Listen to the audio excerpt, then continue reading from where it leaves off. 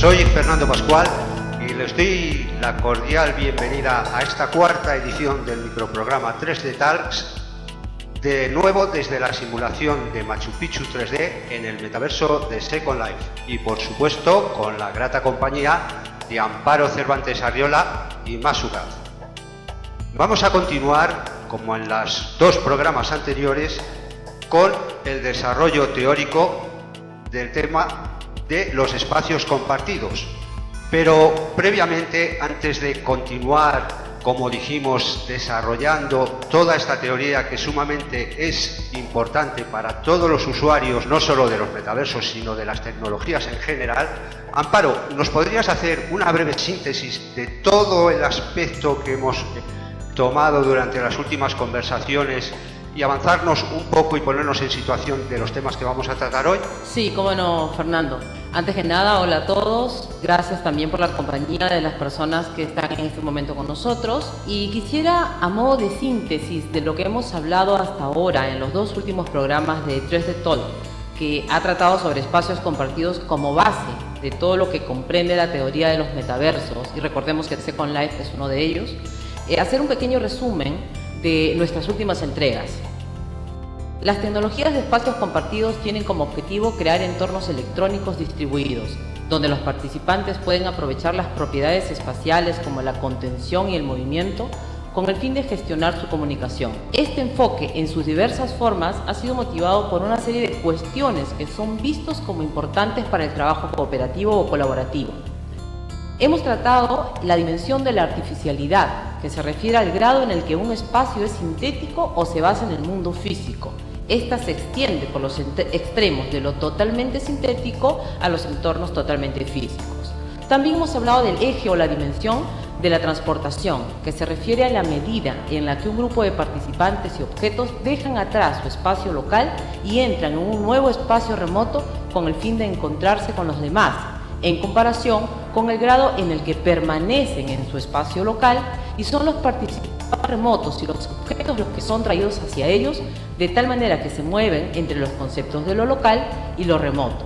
Estos ejes cruzados crean una clasificación de espacios compartidos colaborativos, de los cuales hemos mencionado ya algunos, como la realidad aumentada, los espacios colaborativos proyectados, la videoconferencia, la telepresencia, las reuniones completamente físicas, etc.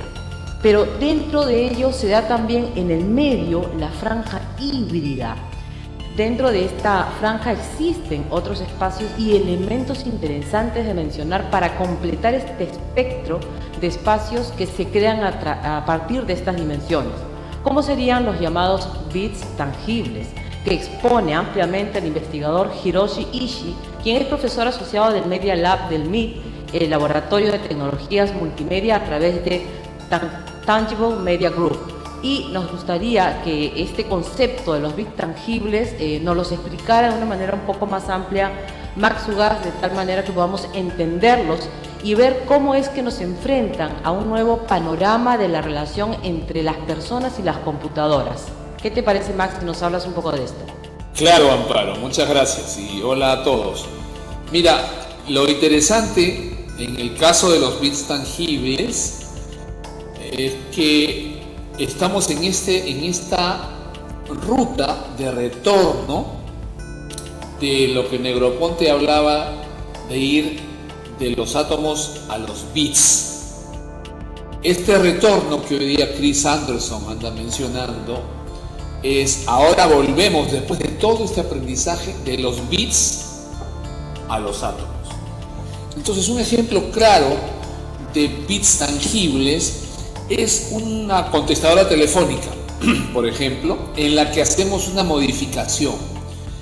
En vez de mirar en la pantalla de la contestadora que tenemos mensajes y avanzar uno por uno al siguiente mensaje, imagínate que cada vez que hay una llamada y tú no estás, la contestadora suelta una canica, una bolita de vidrio, y cae en un recipiente. Distintas canicas de distinto color irán cayendo. Puede ser que tengan un número impreso en ello. Cuando tú llegas, en vez de ver las lucecitas, ves que hay 4, 5 o 6 canicas que han salido porque los bits han producido este efecto mecánico. Y entonces lo que haces es tomar la canica y la metes dentro de la máquina nuevamente, y en ese instante la máquina sabe qué canica ha entrado y te reproduce el mensaje que esté grabado correspondiente a esa canica. ¿Qué es lo que está pasando allí? ¿No? Estamos en una zona híbrida entre lo físico y lo sintético. Estos espacios intermedios son espacios que permiten que la imaginación empiece a jugar cada vez más. Ok, Max, muy bien. Pero coméntame una cosa, en este ejemplo que acabas de dar, ¿cómo funciona el eje de transporte? ¿Estamos en lo local o en lo remoto? La contestadora está local, físicamente allí. No nos hemos transportado. O sea, la transportación es cero. Los mensajes también están allí y físicamente representados, ¿no? No nos hemos desplazado. Pero, discúlpame, pero ¿y entonces dónde está el cambio? Está en la dimensión artificial, de la artificialidad. Porque en esa dimensión los mensajes están siendo sintéticos. La computadora, la grabadora que tiene un chip interno está grabando los mensajes conforme van llegando. Suena el timbre y son grabados sintéticamente. Pero luego, para poder reproducirlos, volvemos a estar en la parte física porque son las bolitas las que estamos metiendo en la contestadora para que se reproduzcan. ¿Te das cuenta? Es una zona gris en la que ya la imaginación de las generaciones que están empezando a producir harán que aparezcan nuevas aplicaciones. Muy bien. Pues muy interesante lo que nos estás comentando, Max. Además, empiezo a comprender un poco ya el concepto de bit tangible, pero ¿qué ocurriría con todo esto traducido a las videoconferencias o a la telepresencia? Muy interesante. Primero veamos la teleconferencia o la teleconferencia o la videoconferencia, ¿no? Una llamada, una teleconferencia, uno está sentado con algunas personas en un ambiente, otras están distantes, pueden estar en diferentes lugares y tenemos la sensación de tener una conversación con todos, estando nosotros físicamente ubicados en esa sala. Entonces estamos en términos de la transportación localmente ubicados algunos, pero algunos no lo están. Hay parcialmente un transporte porque estamos escuchándolos dentro del ambiente. Pero si le agregamos a esa teleconferencia una pantalla para ver a las personas, o sea, hablamos ya de una videoconferencia en pantalla pequeña, empezamos a tener una sensación de lo remoto, porque la persona que no está presente la empezamos a ver, la empezamos a percibir y sabemos que no está presente. Entonces nos hemos desplazado en el eje del transporte un poco, digamos, hacia el centro. La pantalla es pequeña. Pero ¿qué pasa si lo que hacemos nosotros es tener una pantalla nuestra, una iPad o una tablet, donde aparecemos nosotros y esa tablet está puesta encima de un pequeño robot con ruedas, 3, 4 ruedas que está puesto en nuestro espacio, y la persona que está remota aparece en la pantalla de este pequeño robot muy sencillo de armar y que además desde allá controla su movimiento. Entonces se mueve al costado de nosotros para conversarnos, pero la persona, se mueve el objeto robot, pero la persona está al otro lado. ¿Qué es lo que está sucediendo? Tenemos la sensación de tener a la persona al costado, no totalmente, pero se ha producido una telepresencia. Esto se puede lograr porque la tecnología está madurando y nos está permitiendo este tipo de híbridos, ¿no? Este tipo de combinaciones con las cuales las aplicaciones empiezan a ser mucho más interesantes para la comunicación. Max, me gustaría que ahora hablemos un poco de lo que nos acerca a lo sintético, como la realidad aumentada y los entornos virtuales colaborativos. Muy bien, la realidad aumentada en el eje de la transportación. Estamos hablando de lo local. Estamos, por ejemplo, me voy a la ciudad de Nandi, llego a su ciudad que yo no conozco, pero yo llego físicamente y empiezo a caminar por la ciudad. Me estoy desplazando localmente y luego tomo una tablet y empiezo a mirar el entorno con la tablet, con la cámara de la tablet. Y la tablet empieza a traerme información, o sea, sintetiza, ya sea videos, ya sea audios o gráficas o textos sobre lo que yo estoy mirando con la tablet en ese momento. Entonces, ¿qué está sucediendo? Que localmente empieza a venir mucha información sintetizada. Es más, simplemente estoy local, pero toda mi experiencia alrededor del lugar en el que estoy se está produciendo fundamentalmente por lo sintético.